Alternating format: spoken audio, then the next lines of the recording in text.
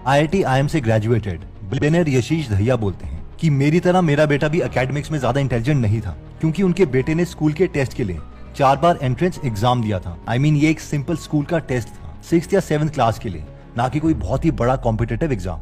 और finally 4th time में वो स्कूल के एंट्रेंस एग्जाम में सिलेक्ट हो गए।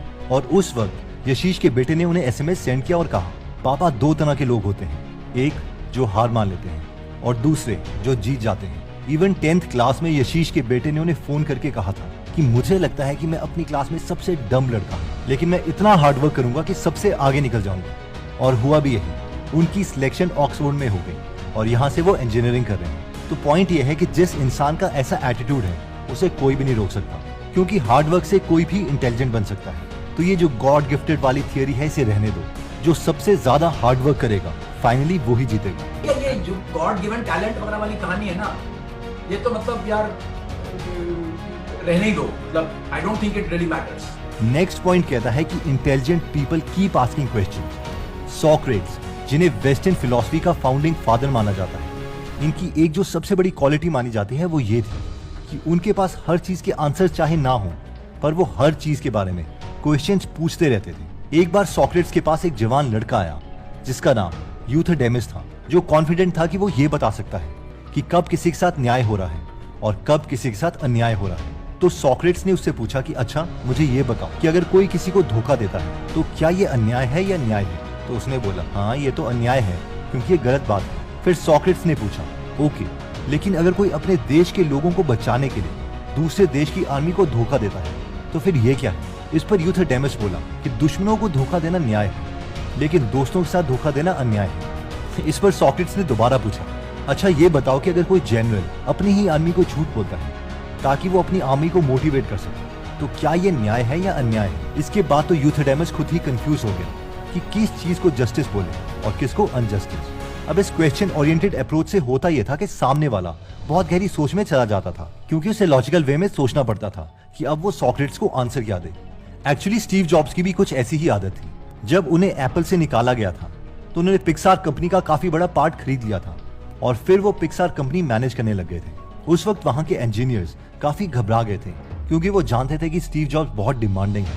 एनीवेज, पिक्सार के को-फाउंडर एड कैटमेल बोलते हैं कि उनकी बात स्टीव जॉब्स से ज्यादातर फोन में होती थी। वो बहुत सोच समझकर उन्हें कोई आइडिया बताते और स्टीव जॉब्स उनसे उसी वक्त दूसरा क्वेश्चन पूछते थे कि अगर ऐसा है तो ऐसा क्यों नहीं है। फिर एड फोन रख देते और उस क्वेश्चन का हफ्तों तक आंसर ढूंढते। अगले हफ्ते जब वो स्टीव जॉब को पुराने क्वेश्चन का आंसर देते तो स्टीव जॉब उन पर नया क्वेश्चन पूछते थे और ये दोबारा से काफी हफ्तों तक चलता। I would say something to him and he would immediately shoot it down because he could think faster than I could. Third point कहता है कि use this 5-step process for critical thinking. FOSS curriculum specialist Samantha Agoos कहती है कि critical thinking के लिए हमारे पास capability होनी चाहिए कि हम किसी भी सिचुएशन को बहुत छोटे टुकड़ों में तोड़ सकें और उसे लॉजिकली एनालाइज कर सकें। और ऐसा करने के लिए हमें 5-step प्रोसेस फॉलो करना पड़ेगा, जिसमें फर्स्ट स्टेप कहता है कि फॉर्मुलेट योर क्वेश्चन, यानी एग्जैक्टली पता करो कि हम किस क्वेश्चन का आंसर ढूंढ रहे हैं। ये सुनने में तो आसान है, लेकिन इसे करना बहुत मुश्किल है। बहुत से लोगों को यही नहीं पता कि उन्हें चाहिए क्या। इंटेलिजेंट माइंड्स छोटी सी बातचीत के बाद भी एग्जैक्टली बता देते हैं कि उन्हें जाना कहाँ है। फॉर एग्जाम्पल, एक एवरेज इंसान कुछ इस तरीके से बात करेगा, यार मुझे फिट होना है या मुझे अमीर बनना है। इन क्वेश्चंस में कोई क्लैरिटी नहीं है, लेकिन एक हाई IQ वाला इंसान इन्हीं स्टेटमेंट्स को कुछ इस तरीके से बोलेगा कि मुझे अगले 2 महीने में 5 kg कम करना है और वो मैं अपनी डाइट को कंट्रोल करके करूंगा, या फिर मुझे इस साल 1 करोड़ रुपए अर्न करने हैं और वो मैं एफिलिएट मार्केटिंग से करूंगा। इन शॉर्ट, अपने ऑब्जेक्टिव्स को हाई IQ वाला इंसान बहुत अच्छे ढंग से फॉर्मुलेट कर सकता है। सेकंड स्टेप कहता है कि गैदर योर इन्फॉर्मेशन, यानी उस क्वेश्चन को सॉल्व करने के लिए इन्फॉर्मेशन कलेक्ट कर, और ये इन्फॉर्मेशन रिलायबल रिसोर्सेज से होनी चाहिए। इसलिए बेटर है कि हम ये इन्फॉर्मेशन एक्सपर्ट से ही लें। फॉर एग्जाम्पल, अगर एक एवरेज इंसान को वेट लॉस करना है तो वो बोलेगा कल से वॉकिंग करूंगा और 20 मिनट वॉकिंग करके वो आते ही 2 मैगी के पैकेट खा लेगा। लेकिन एक क्रिटिकल थिंकर पहले नॉलेज लेगा कि वेट बढ़ता कैसे है। वो कहेगा ओके, तो वेट कैलोरी से बढ़ता है।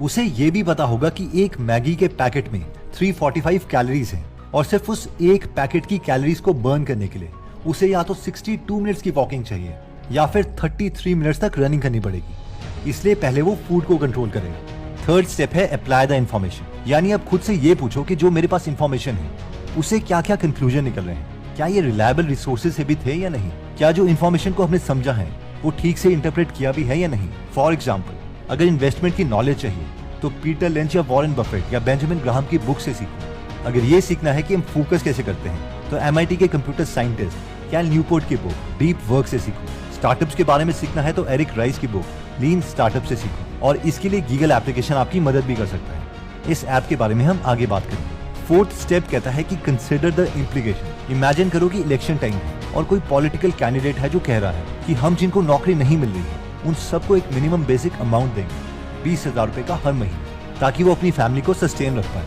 अब बहुत से लोग जो क्रिटिकल थिंकर नहीं है वो इस अनाउंसमेंट से बहुत खुश हो जाएंगे और उसी पॉलिटिकल कैंडिडेट को वोट देंगे। लेकिन अगर इस स्टेटमेंट की लॉन्ग टर्म इम्प्लीकेशंस देखें तो वो बहुत बुरी है। ह्यूमन नेचर यह है कि हम लोग हमेशा कम एफर्ट करना चाहते हैं और अगर हमें 25 से 30,000 रुपए की जॉब भी मिल रही होगी तो भी हम इस केस में बोलेंगे कि छोड़ो यार, इतनी मेहनत कौन करे जब बिना जॉब के ही सरकार 20,000 रुपए पर मंथ दे रही है।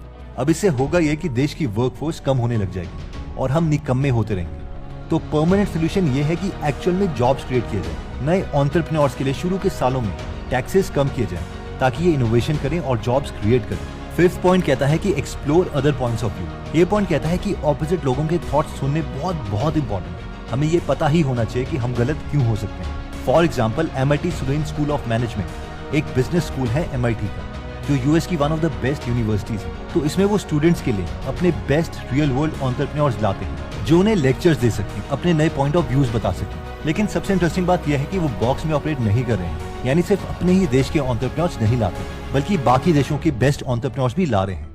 जैसे कि उन्होंने रिसेंटली इंडियन स्पीकर सीरीज चलाई है जहां पर उन्होंने जीरोधा के को फाउंडर निखिल कामत को भी बुलाया था, पॉलीगन के फाउंडर संदीप नेलवाल को भी बुलाया था, नारायण हेल्थ के फाउंडर देवी शेट्टी को भी बुलाया था। इससे फायदा ये होता है कि दूसरों ने जो अपनी ब्रेन पावर को यूज करके कंक्लूजन्स निकाले हैं हम उन्हें मेजर कर सकते हैं कि वो ठीक है या नहीं। तो दोस्तों, इसमें हमने अपनी क्रिटिकल थिंकिंग और IQ को इंक्रीज करने के लिए 3 मेथड्स देखे, जिसमें सबसे पहला था हार्ड वर्क। यानी हार्ड वर्क करोगे तो कोई भी माइंड टाइम के साथ साथ शार्प हो ही जाएगा। इसमें हमने यशीश दहिया की स्टोरी भी देखी थी।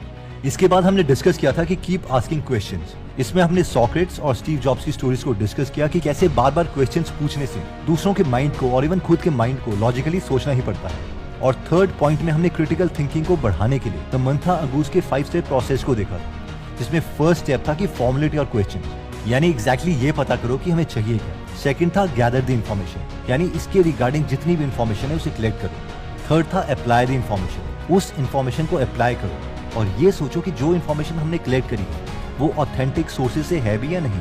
फोर्थ था कंसीडर द इम्प्लीकेशंस, यानी ये सोचो कि जो हमने कंक्लूजन्स निकाले हैं उसकी लॉन्ग टर्म इम्प्लीकेशंस क्या होगी। फिफ्थ था explore other points of view, यानी औरों के पॉइंट ऑफ व्यू को भी देख लो, क्या पता उन्होंने कुछ ऐसा सोचा हो जो हम सोच ही ना पाए।